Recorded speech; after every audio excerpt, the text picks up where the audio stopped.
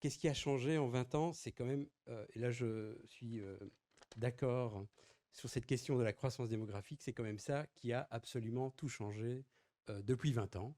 Hein.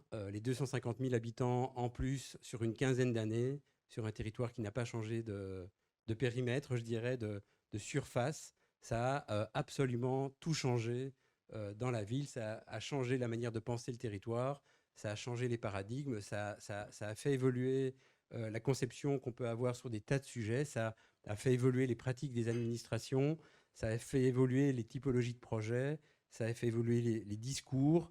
Une ville en décroissance, c'est absolument pas. Quand moi j'ai commencé à travailler en 2003, Bruxelles était en décroissance. Le discours, c'était logement, logement, logement, habitants, habitants, habitants. Et 20 ans plus tard, hein, les logements, je ne vais pas dire qu'on n'en veut plus, mais on n'en veut presque plus.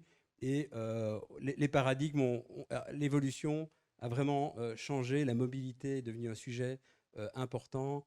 Les espaces ouverts est devenu un sujet, sont devenus un sujet important. La question des équipements, il y a plein de sujets qui ont émergé et qui n'existaient absolument pas. Je dirais même il y a une dizaine d'années, j'ai essayé de réfléchir à partir de quand est-ce que ça a commencé à crisper autour de cette question du logement. Moi, je dirais 2015. Non, 2000, on a commencé à en discuter, mais non, attends, on a commencé à en discuter en 2008, mais devenir un sujet pour dire Josaphat, on ne le fait pas.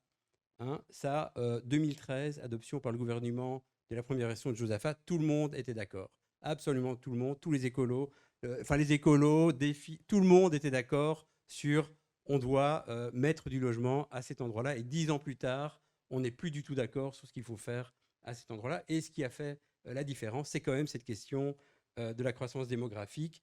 Hein, des choses qu'on n'entendait pas du tout il y a 10 ou 20 ans, c'est la ville est pleine, on ne veut plus d'habitants. Enfin, moi, comme bureau d'études, personne ne me croit. Enfin, peut-être que Sigrid me croit quand je parle de Dame Blanche, où je reçois des emails de gens qui me disent on veut savoir qui sont les habitants et voter sur le nom des habitants qui iront habiter là. Voilà, on arrive quand même à des situations aujourd'hui qui n'existaient pas auparavant parce qu'il y a une crispation autour de cette question du logement et de la démographie. Alors après, peut-être un point, j'avais noté dans le paper de Louise hein, une citation de Mathieu Berger et Jean-Louis Genard sur l'imaginaire urbain qui suppose une vision englobante de la ville.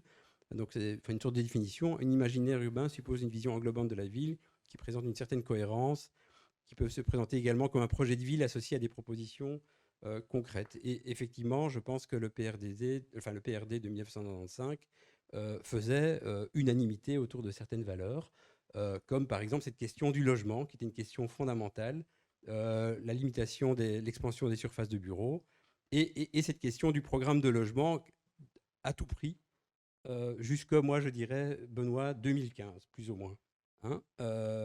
Et aujourd'hui, en fait, ces programmes qui font, je ne vais pas dire unanimité, parce que ce n'est pas ce qui est recherché, mais autour desquels on peut avoir un consensus, ils n'existent plus, en fait. Hein. Le logement est décrié, les équipements sont décriés, les espaces verts sont décriés, le débat sur un RP de la piscine est intéressant à cet égard. Voilà, on voit bien qu'il n'y a plus aucun sujet ou aucun programme en fait de la ville qui fait consensus, je dirais peut-être à part les rooftops sur les toitures, mais à part ça, je dirais tous les autres, voilà, on a l'impression que c'est quand même assez crispé. Et donc la question c'est est-ce que l'accélération des transitions et des crises hein, rend encore possible la possibilité de planifier et de définir un imaginaire urbain commun. Ça c'est pour moi un petit peu la question quand même un peu essentielle. Et puis, alors, pour aller avancer un tout petit peu dans la réflexion, ce qu'on constate aussi, en tout cas ces 4-5 dernières années, hein, c'est une démultiplication des concepts au niveau urbanistique et une accélération de leur obsolescence. J'en prends un, ville productive. Hein. On a entendu ça pendant 3, 4 ans, 5 ans, le plan Canal, etc. On n'en entend plus parler. Hein. On n'en entend plus parler, en fait. Maintenant, c'est le climat, la circularité, le stationnaire, enfin la ville stationnaire, la ville genrée, la ville métabolique, etc. Ce n'est pas une critique, j'observe, mais donc on a une accélération des concepts, de production des concepts urbanistiques, de, pour faire face, je pense, aux enjeux qui sont ceux qui sont issus de la transition, des crises, etc. Et de l'autre côté, et Antoine en a bien parlé, je pense, on a quand même le temps long des projets. hein, et du coup, ben, comment est-ce que cette accélération des concepts peut se concilier avec le temps long des projets? Voilà, moi je pense beaucoup, et je pense que enfin, moi je respire quand je sors de Bruxelles, parce que non, pas du tout, non, non, pas du tout, non, non, non, mais je pense qu'il faut sortir de l'échelle bruxello-bruxelloise pour relativiser relativiser. Et moi, j'avais noté qu'il faut arriver à reconstruire des compromis. Hein. C'est ça qui est important, c'est il faut arriver à reconstruire des compromis et comprendre en fait les enjeux qui traversent l'aménagement du territoire bruxellois. Et pour ça, il faut élargir la vision. Je pense d'une part considérer le territoire métropolitain. Moi, je suis effaré, par exemple. Enfin, c'est pas que je suis effaré, mais à Bruxelles, dès qu'on fait un projet de logement, pof, voilà, on saute. Vous allez à Zélic, Berkem-Saint-Agathe, Zélic, en bordure. Vous avez un projet de 300 logements de Matexi en bordure.